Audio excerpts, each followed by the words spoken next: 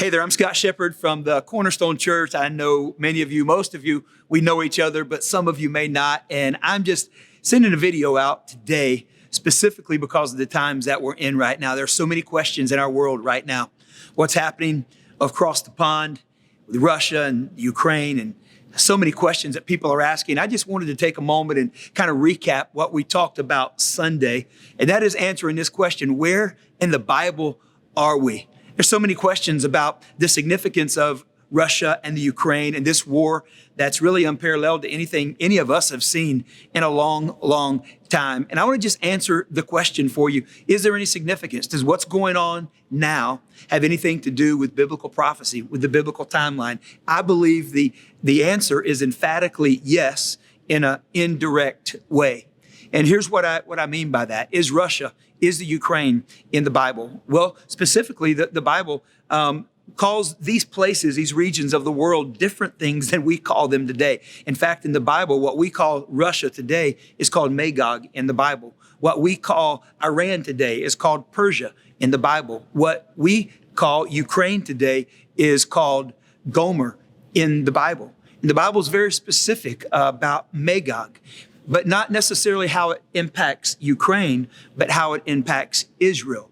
We have to remember that when we're looking at biblical prophecy, when you're looking at the end of times, Israel is the central focus.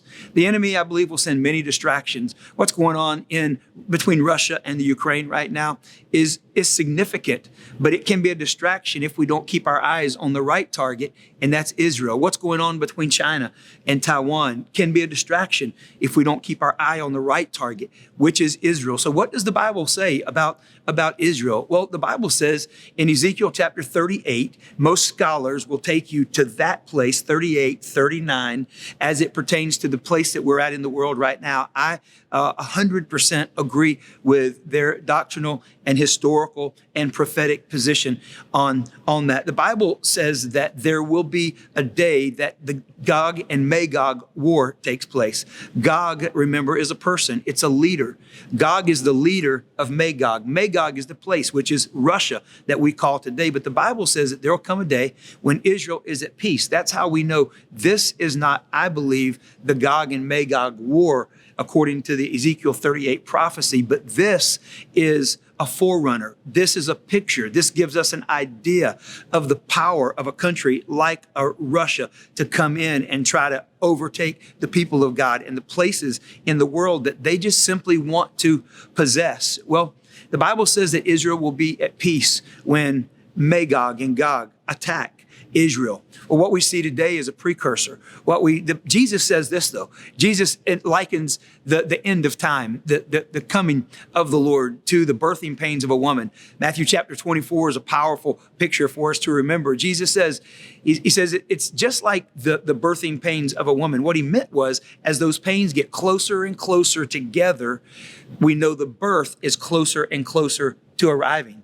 He says, as these prophecies get closer and closer together, we know the coming of the Lord is closer and closer at hand. He gives us these things to look for in Matthew 24. He says, first of all, you'll hear wars and rumors of wars. And man, are we hearing wars and rumors of wars? This is like a war on a scale that we haven't seen, any of us, in a long, long time. He says that there'll be plagues that flood the land.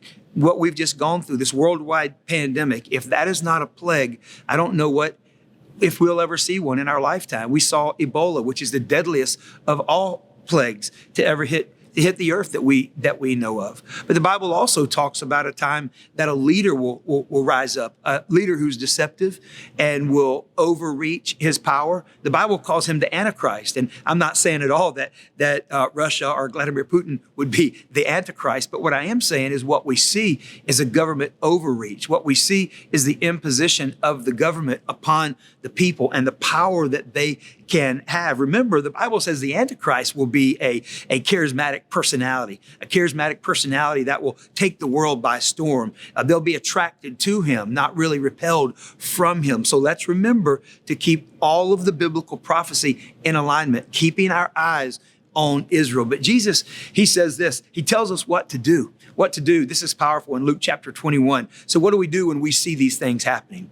What do we do? The Bible says when you see all this, It says, lift up your eyes. In other words, look toward heaven, pull back your chest and rejoice, because what that means is our redemption is coming near, which means we're getting closer and closer to the coming of the Lord. So here's what I would say to you. Biblical prophecy is being fulfilled right before our eyes. Wars and rumors of wars, great powers overreaching their authority taking place. We're seeing floods. We're seeing famines.